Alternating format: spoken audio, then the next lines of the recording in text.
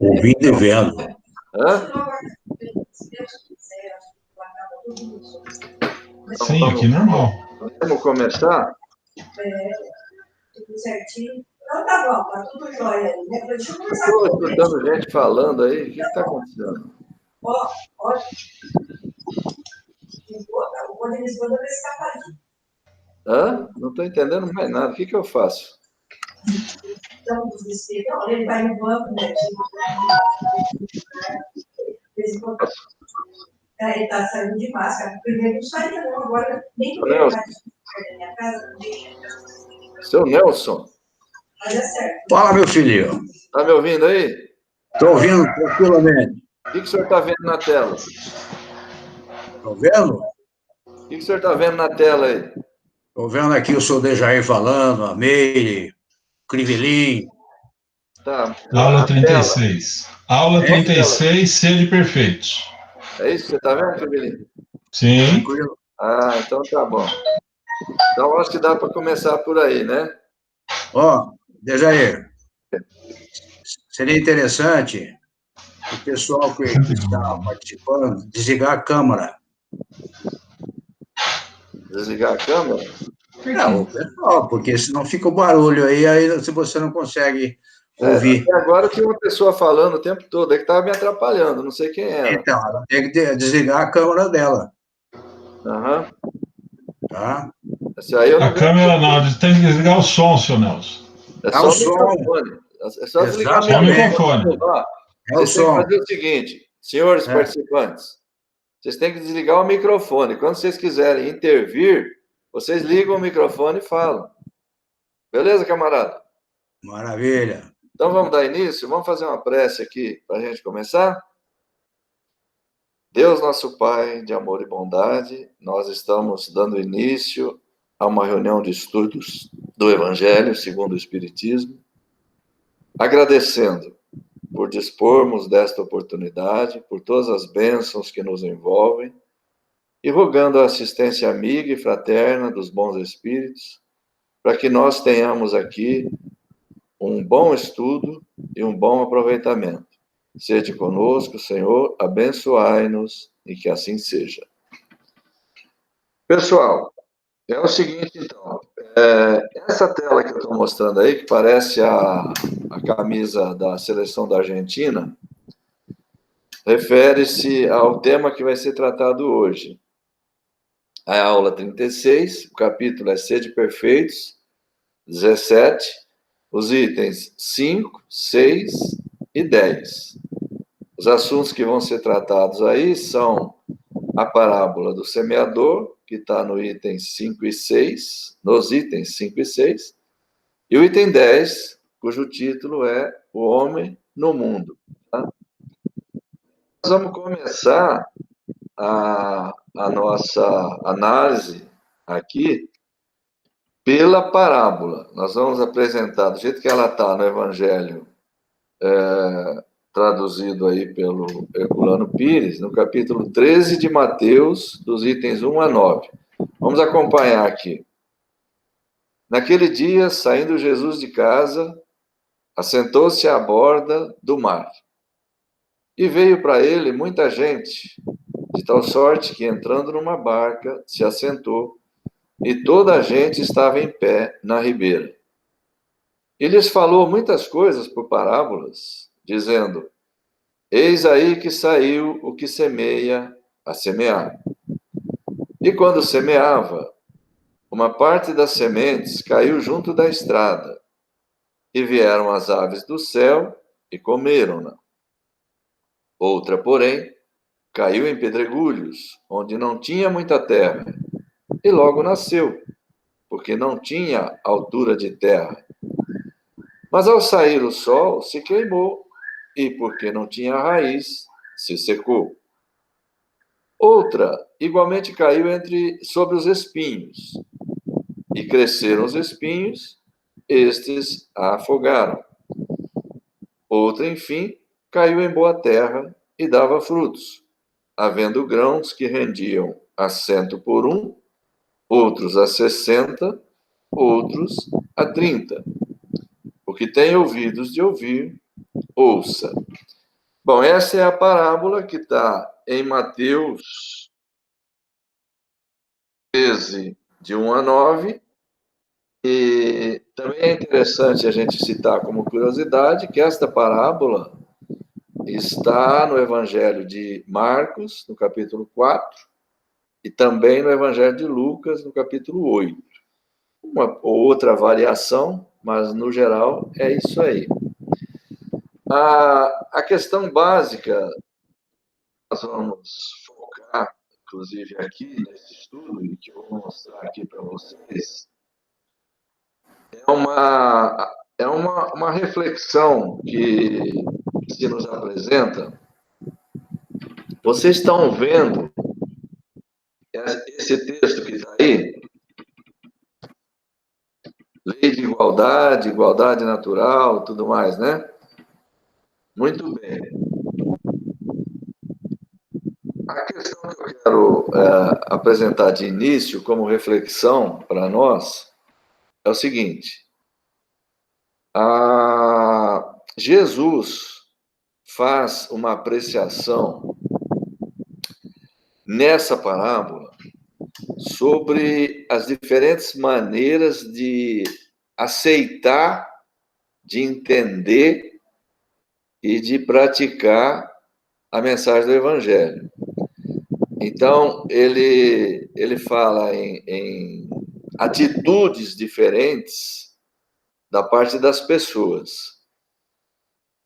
Essa apreciação dele, como a gente pôde perceber na leitura da parábola, ela desde logo ela apresenta 4 proposições diferentes. Isso fica claro aí. 4 tipos de atitudes que ele menciona. Isso nada mais é do que digamos assim, uma abordagem da parte dele sobre a questão das desigualdades entre as pessoas, das diferenças existentes, os diferentes graus de compreensão, de desenvolvimento apresentado pelas pessoas. Então, a gente apreciar bem isso, vamos só lembrar esse texto que está na Lei de Igualdade, que é o capítulo 9, se não me engano, do Livro dos Espíritos, no primeiro item, no primeiro tópico, por assim dizer, que se chama Igualdade Natural. E só tem essa pergunta lá, nesse tópico, é a número 803. Todos os homens são iguais diante de Deus? Sim. Todos tendem para o mesmo objetivo e Deus fez suas leis para todo mundo. Frequentemente dizeis, o sol brilha para todos. E aí está uma verdade maior e mais geral do que pensais. O codificador, Allan Kardec, acrescentou um comentário para ajudar a esclarecer. Todos os homens estão submetidos às mesmas leis da natureza. Todos nascem igualmente fracos, estão sujeitos às mesmas dores, e o corpo do rico se destrói como o do pobre. Portanto, Deus a nenhum homem concedeu superioridade natural, nem pelo nascimento, nem pela morte. Diante dele, todos são iguais. Vejam, é importante nós atentarmos para o fato de que essa apreciação começa considerando o homem.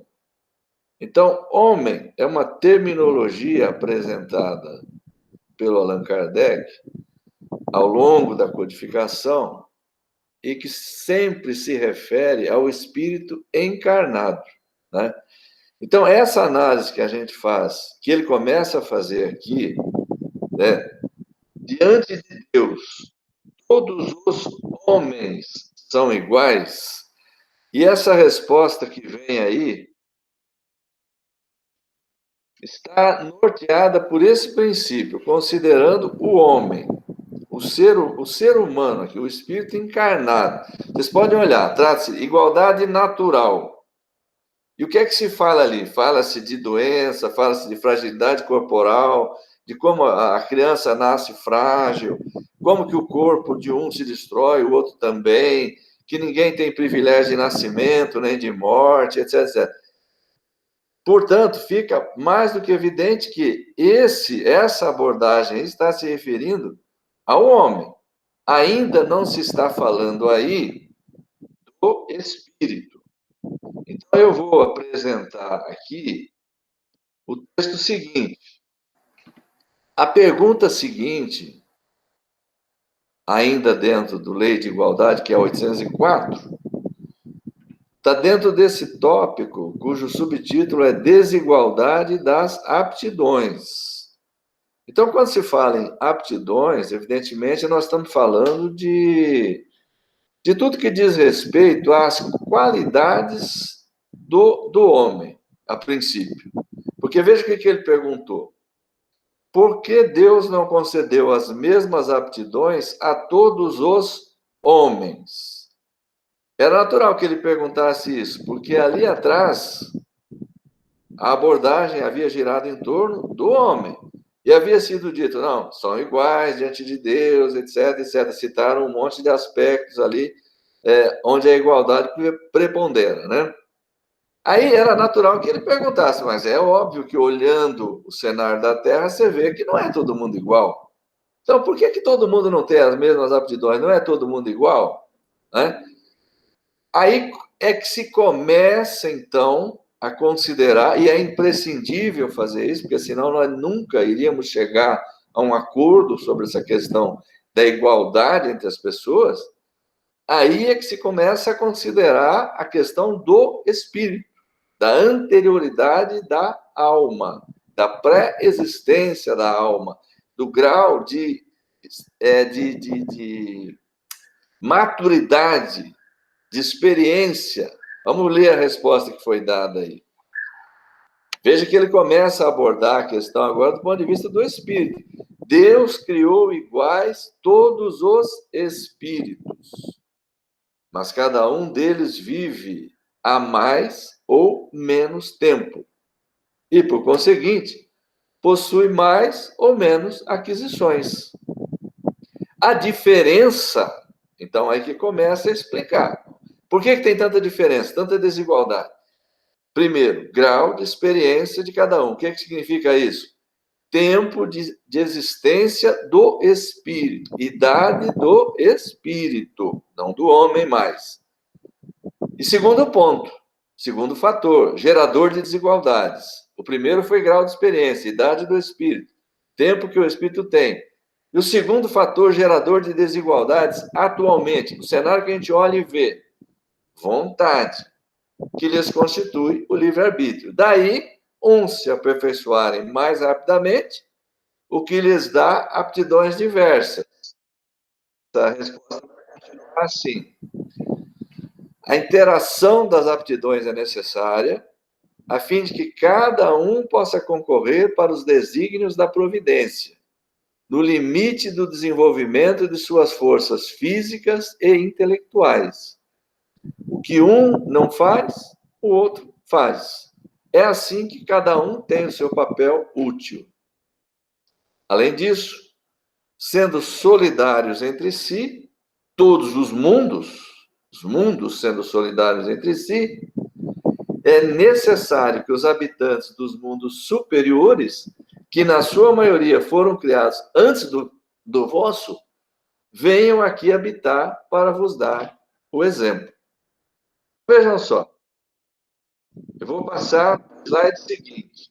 Aí, só um instantinho, veja que no final dessa resposta 804, tem uma observação entre parênteses aí. Vê questão 361. Muito bem. Vamos de cara já ver isso daí. Está lá no capítulo Retorno à Vida Corporal, que é o capítulo 7º da segunda parte, do Livro dos Espíritos. Item 3.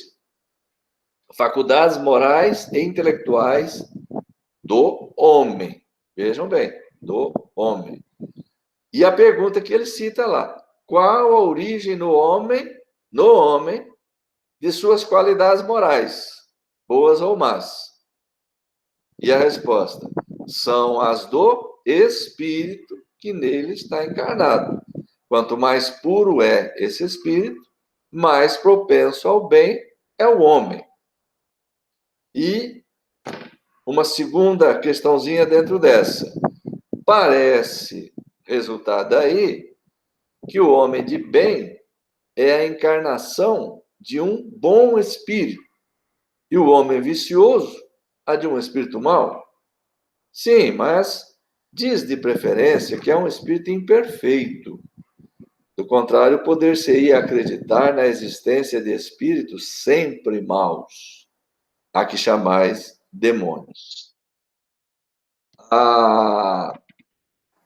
Vejam só, concluindo esse preâmbulo, essa análise sobre as desigualdades. Nós vimos, então, lá naquela questão 804, que a diferença está em dois fatores. O Kardec olhando, tendo perguntado, os homens são todos iguais? Sim, diante de Deus são todos iguais, mas por que tem tanta diferença? Por que todo mundo não tem as mesmas aptidões?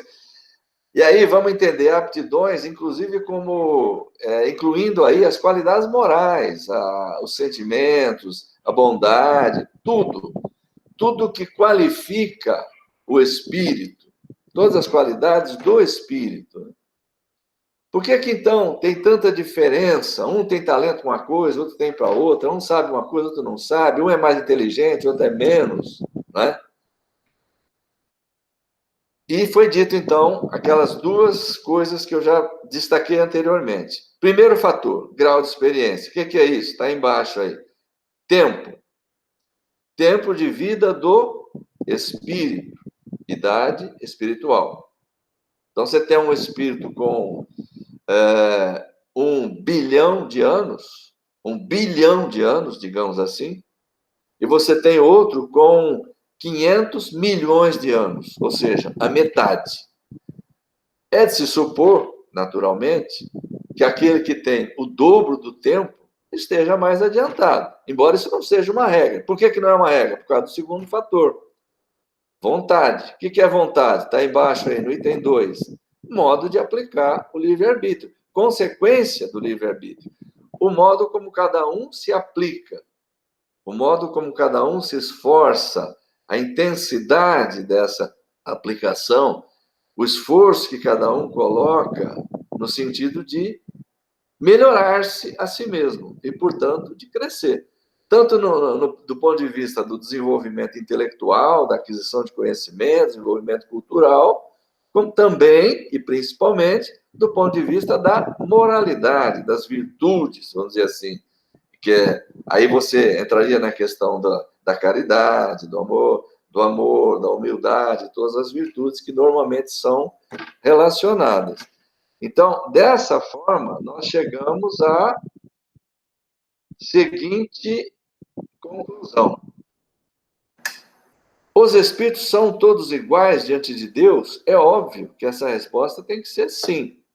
Porém, como nós vimos, esse sim merece algumas reflexões que o Espiritismo nos permite fazer.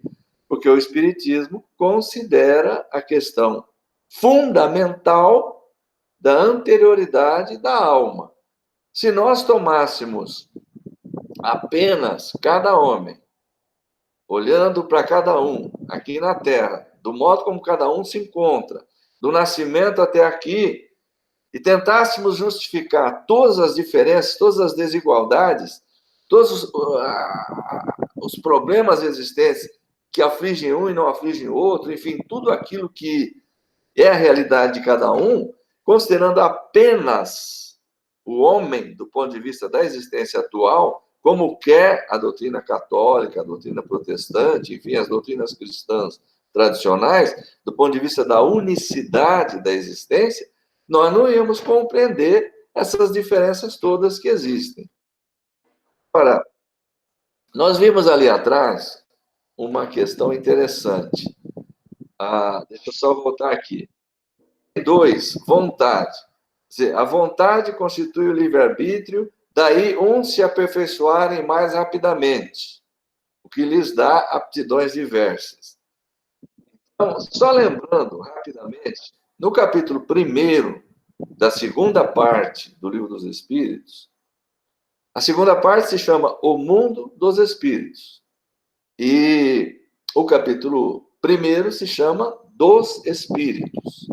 E no item 7, logo em seguida, a escala espírita, na parte 7 desse capítulo, né, logo depois da parte 6, a parte 6 é a escala espírita, que vai do item 100 ao 113.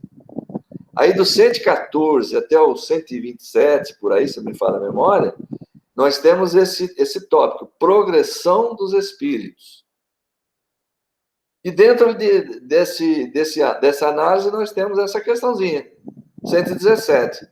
Depende dos espíritos a aceleração de seus progressos para a perfeição? Ou seja, depende dele andar mais depressa, andar mais devagar, atrasar-se, acelerar o seu progresso? Certamente. Resposta: certamente. Eles o conseguem com maior ou menor rapidez, conforme seu desejo e sua submissão à vontade de Deus. Uma criança dócil não se instrui mais depressa do que outra teimosa? É óbvio. E aí, feita essa apreciação inicial em torno da questão das questões, vamos dizer assim, geradoras das desigualdades, da forma como o Espiritismo nos apresenta, nos permite compreender, nós podemos transpor isso para a parábola de Jesus. Ele próprio, conhecedor profundo que era da realidade do homem da terra, e é óbvio que ele conhecia isso de forma total, plena, porque nós sabemos que, segundo o Espiritismo, Jesus era um espírito puro ou perfeito. E nós sabemos que espírito puro ou perfeito é aquele que é detentor da verdade plena. Então ele sabe tudo. É aquele que atingiu o grau máximo das perfeições. É aquele que é uno com Deus. Ele tem a unidade de pensamento, ele tem um pensamento divino. Então, é óbvio que ele conhecia a realidade do homem na Terra. É importante que a gente considere uma coisa. A humanidade terrena constitui um grupo que, embora muito numeroso, é bastante heterogêneo, conforme a gente pode facilmente deduzir dessas informações que nós analisamos aí. Sim, 2 perguntinhas simples. É um grupo muito heterogêneo. Embora a gente precise considerar que nós compomos quase que na totalidade uma única ordem de espíritos, que é a terceira ordem, a ordem dos espíritos imperfeitos.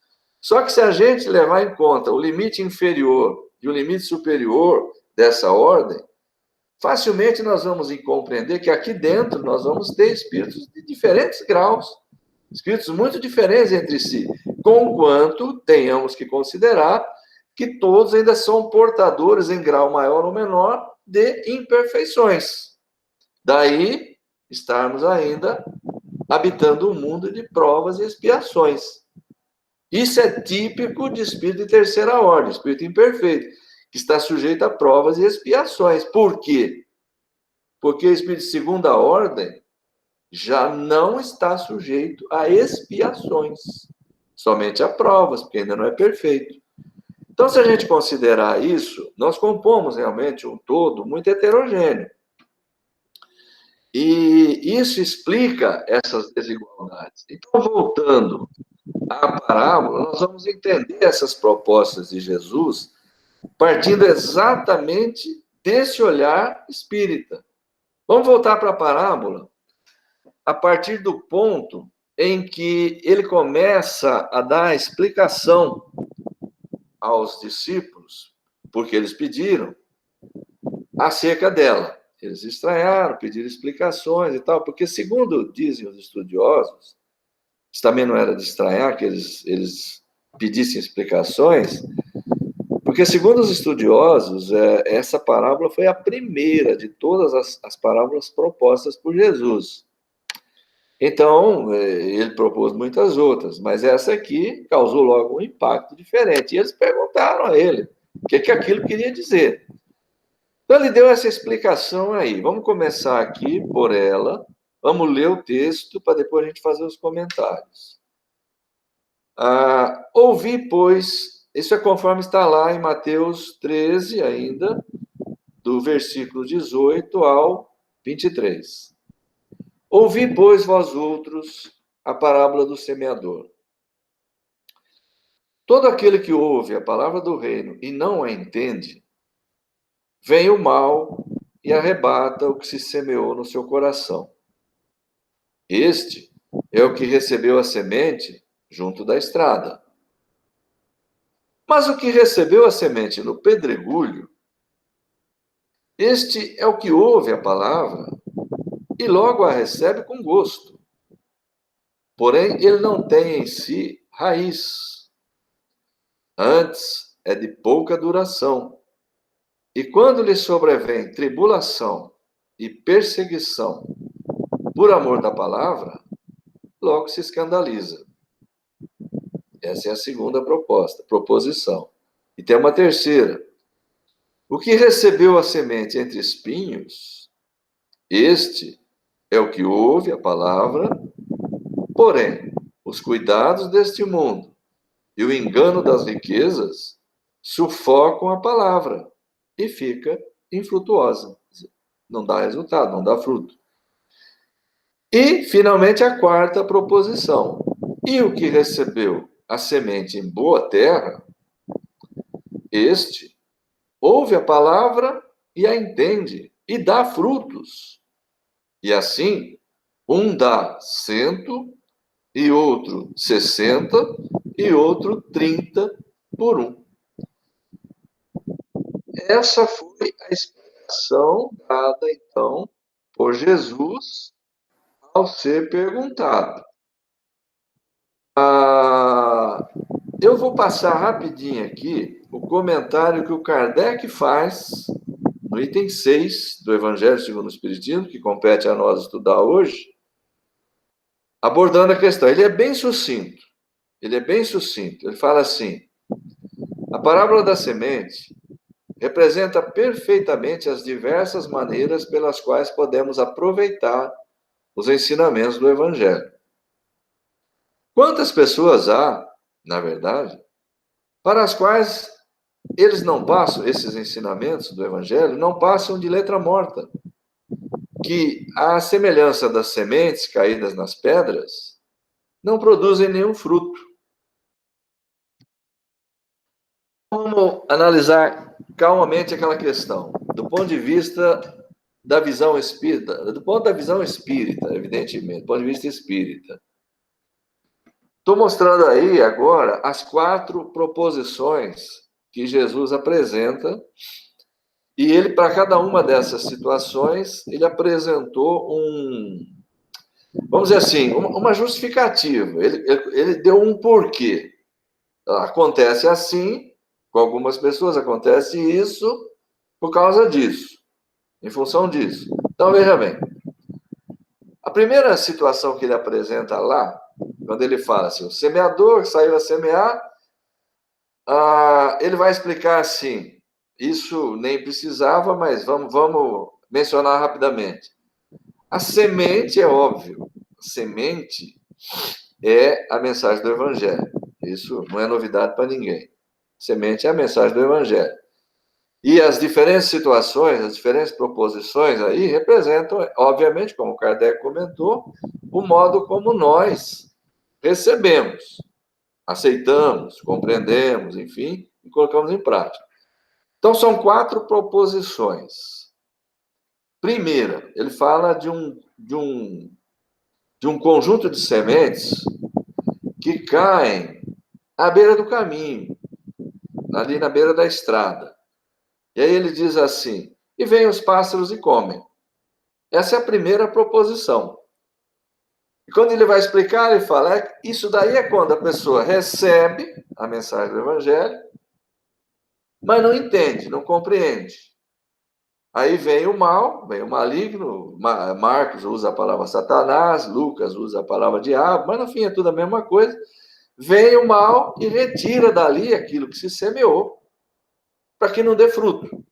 E acaba não dando fruto. Mas esse ouve a palavra e não compreende, não é porque não compreende, porque não tem capacidade para compreender.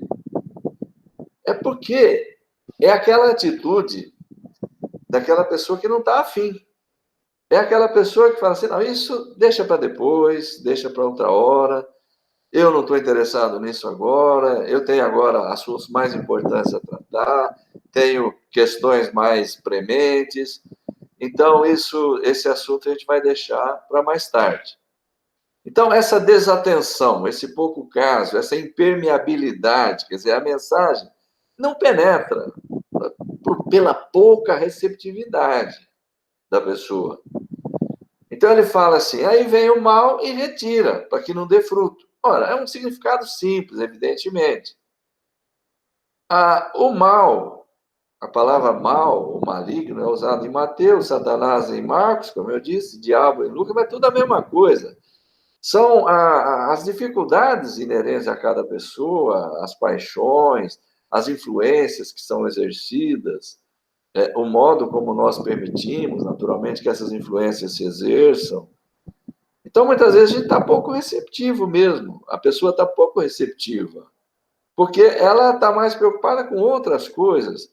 Ela pode até ouvir, mas as influências externas que se exercem sobre ela acabam desviando essa pessoa do objetivo fundamental. E tem também a palavra, o evangelista Marcos aí utilizou a palavra Satanás. Satã, no hebraico, significava adversário, opositor, nada mais que isso. E Lucas usou a palavra diabo, significa inimigo. Então, não é exatamente aquilo que as religiões tradicionais, obviamente para nós isso não precisava nem falar, não é aquilo que as religiões tradicionais cristãs apregou, uma entidade com CPF, RG, CEP, em permanente luta com Deus, às vezes até em pé de igualdade. Nós sabemos que essa figura, esse cidadão, esse personagem não existe.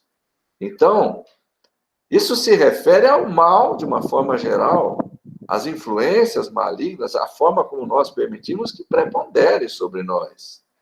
Nós temos, cada um de nós, dentro de si, paixões, egoísmo, orgulho, inveja, uma série de paixões, de emoções más, que dificultam a nossa absorção da mensagem do Evangelho, a compreensão mais adequada, e pior ainda, o tipo de resposta que a gente vai dar. Né? Então, é uma primeira proposição, ele apresenta 4. As 3 primeiras estão diretamente ligadas à má vontade. Não é a questão de não ter capacidade de entender. É a má vontade que se apresenta por causa de diferentes razões que ele vai explicitar. Essa primeira ficou dessa forma. A segunda, que fala nessa tradução aqui, ele fala, cai em pedregulho. Em outras, eu tenho lido aí, cai em terreno pedregoso, onde a terra não tem profundidade. Aí fica mais fácil de entender. Se uma semente é plantada numa terra que não tem profundidade, e embaixo já é pedra, a raiz não vai conseguir crescer. Então, o que ele fala? Cai em terreno pedregoso, a raiz não tem profundidade, porque não tem terra, sai o sol quente e por isso mesmo queima, porque ela não tem essa raiz mais profunda para dar sustentação. Na explicação que ele dá, é que ele vai falar. É quando a pessoa ouve a mensagem do Evangelho, aceita com empolgação, aceita bem, aceita com gosto, como está nesse texto que nós lemos aqui. Mas o que ele vai dizer em seguida? As primeiras tribulações, as primeiras perseguições, os primeiros problemas que ocorrerem por causa da mensagem do Evangelho, por causa da palavra, a pessoa desanima. Porque não tem raiz ainda dentro dela, não tem profundidade, não tem força, não tem resistência ainda para aguentar o problema. Então ela abandona.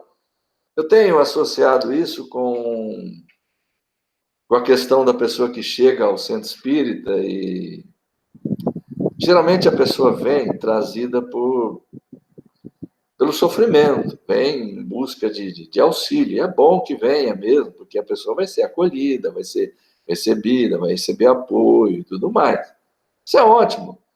Só que muitas vezes a pessoa vem com uma expectativa um pouco equivocada em relação ao que o centro espírita vai fazer por ela. Então ela chega realmente com uma certa empolgação, ouve as primeiras palestras, lê mensagens, conversa com pessoas, começa até a fazer alguma coisa. É natural que ela se sinta melhor, porque é uma iniciativa boa, ela possivelmente começa a fazer algo de bom, mas a expectativa dela era muito grande em cima do centro espírita. Ela esperava, a expectativa dela era que o centro resolvesse o problema dela. E nós todos aqui sabemos, evidentemente, que o centro espírita vai ajudar na solução dos problemas, vai oferecer auxílio, esclarecimentos.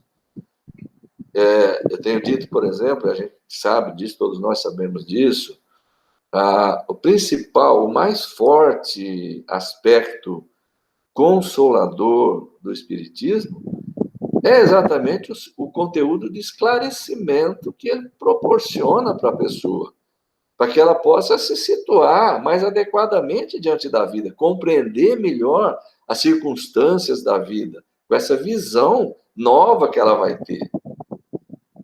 Então, mas a expectativa, muitas vezes, que a pessoa tem é outra. Então, ela notando que isso não acontece com o passar do tempo, porque o que precisava ser feito ela também não fez, então o que vai acontecer?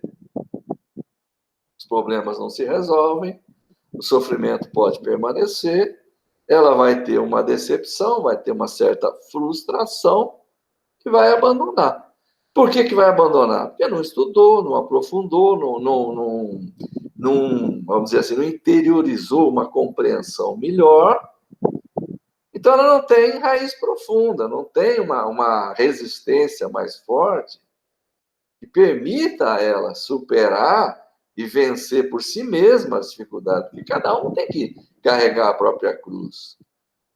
Eu me lembro bem, o camarada Crivellin, eu tenho certeza que lembra também, num dos livros do Divaldo, se não me engano, camarada, é Nas Fronteiras da Loucura.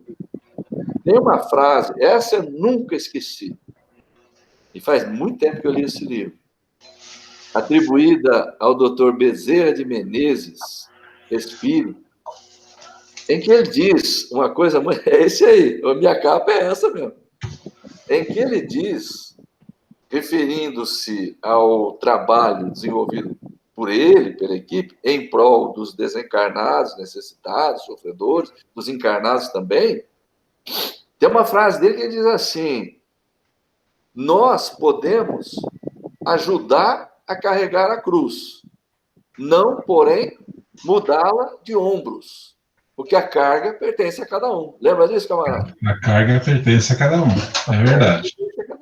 E essa frase, ela, bem resumida, é isso aí.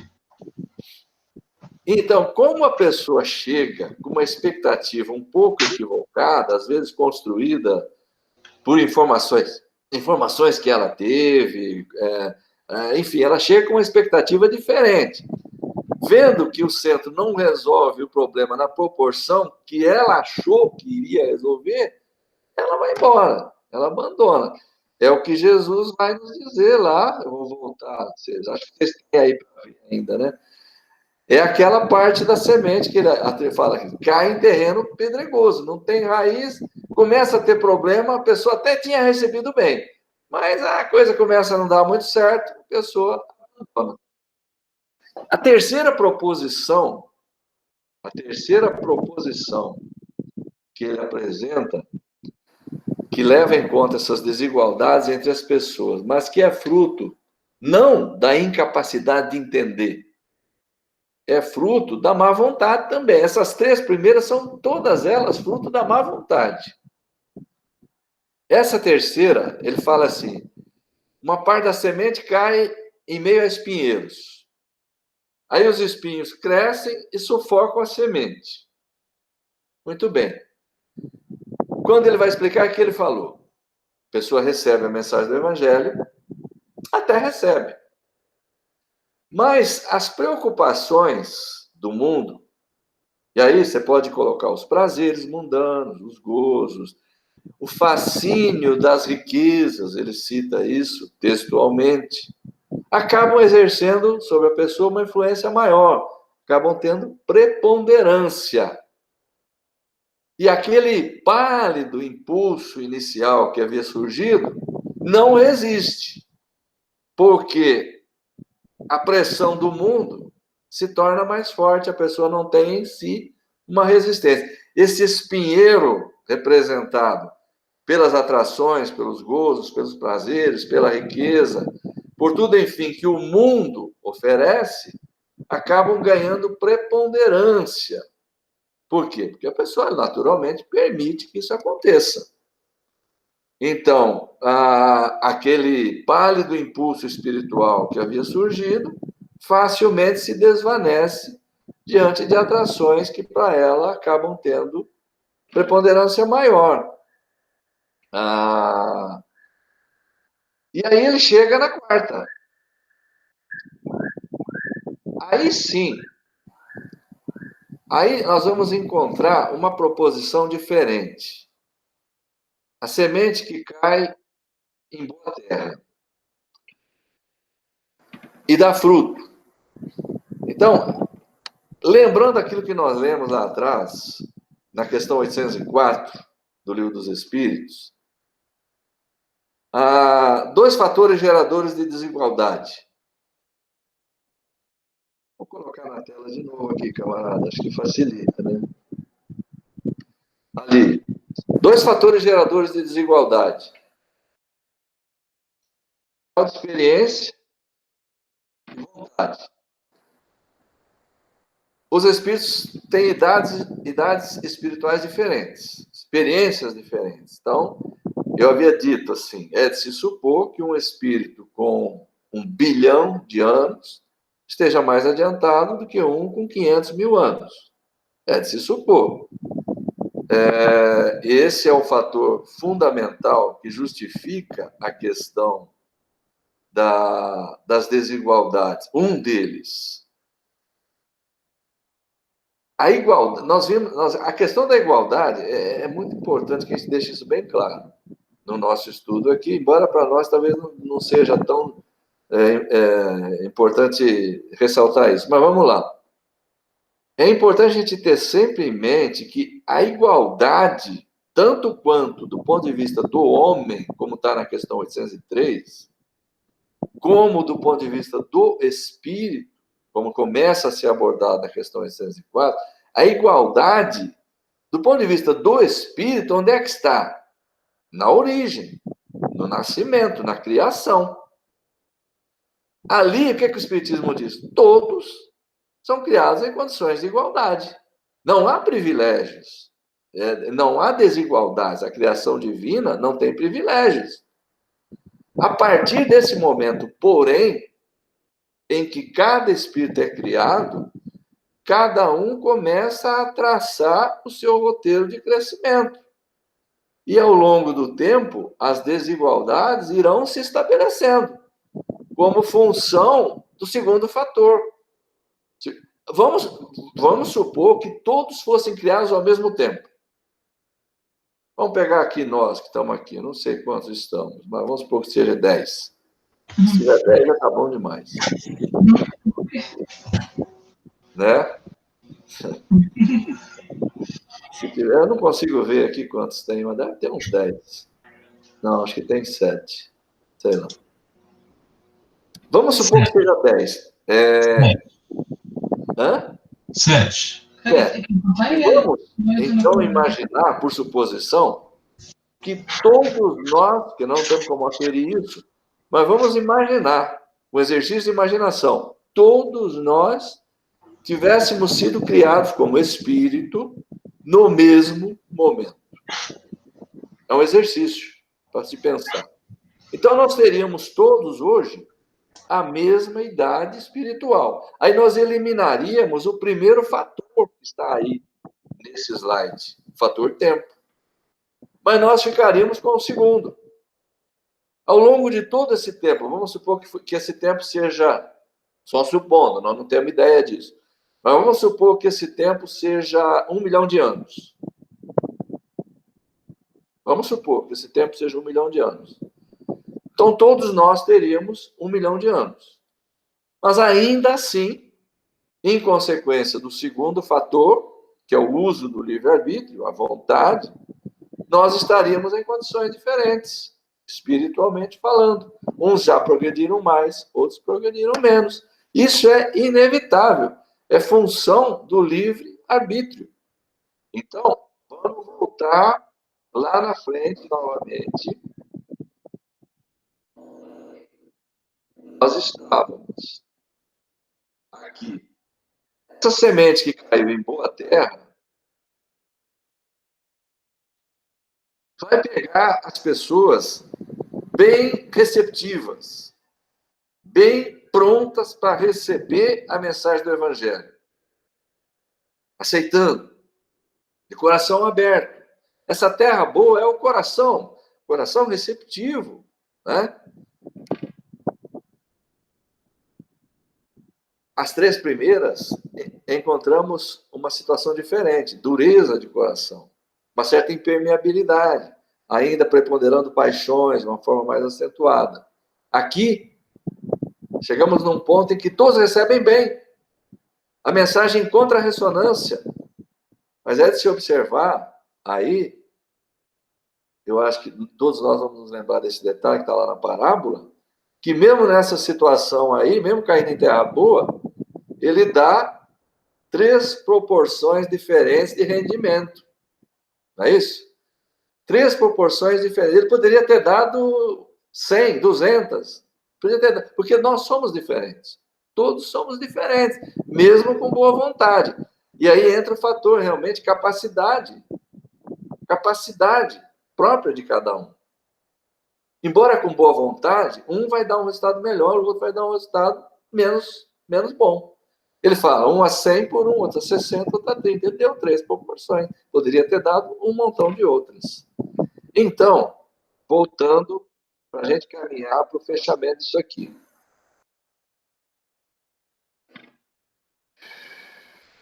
O texto 6,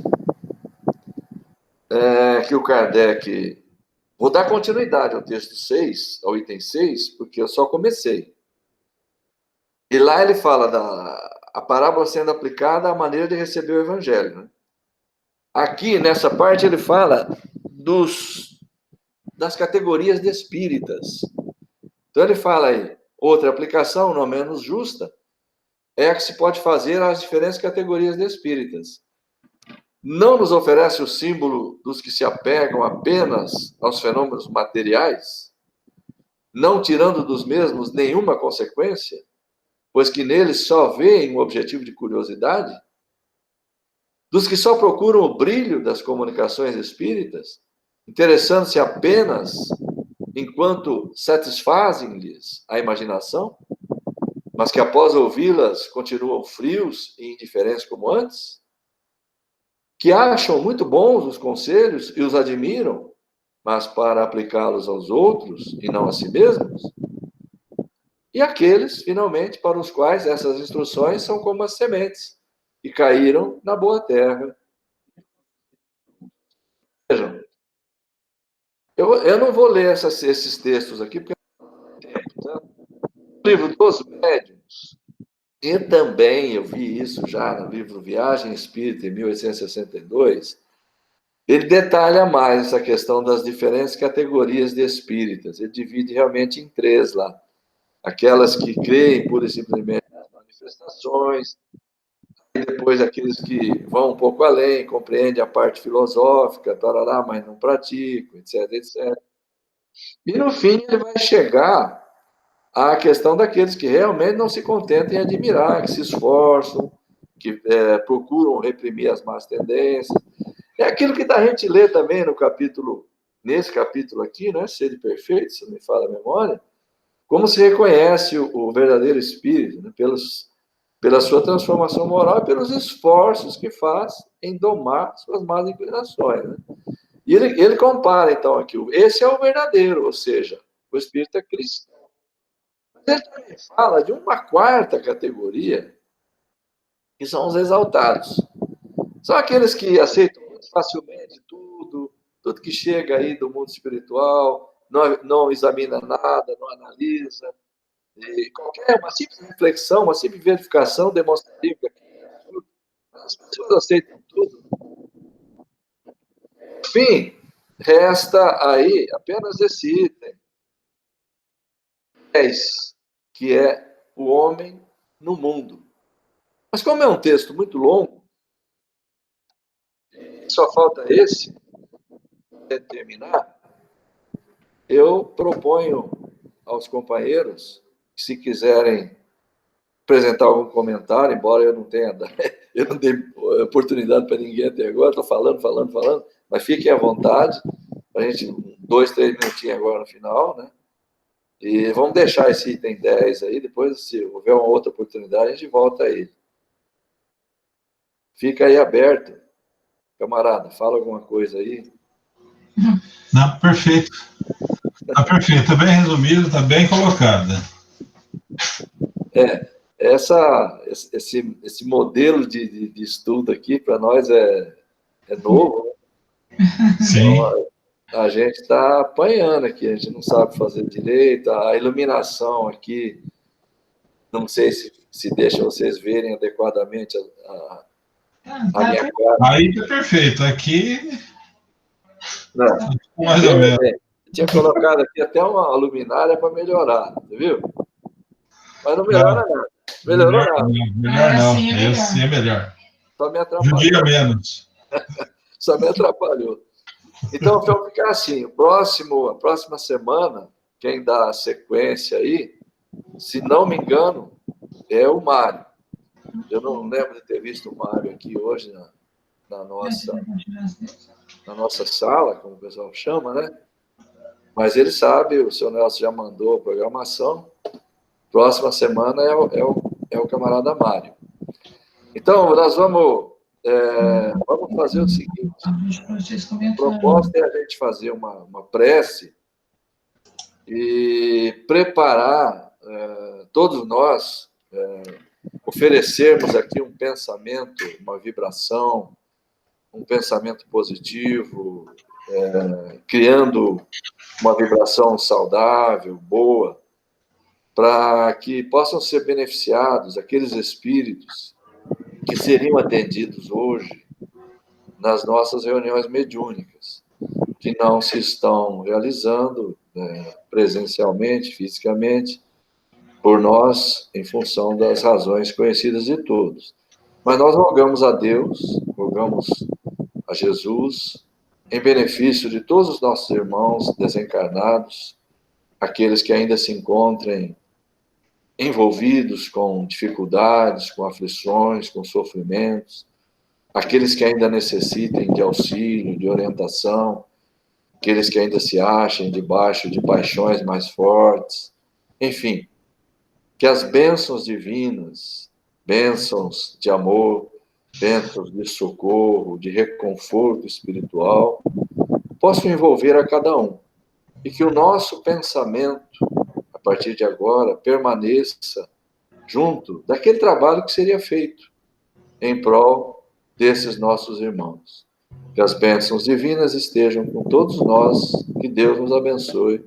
Muito obrigado, que assim seja. Falou, pessoal. Muita paz a todos. Boa noite. Até mais, camarada. Alguém escreveu alguma coisa? Alguém escreveu alguma coisa?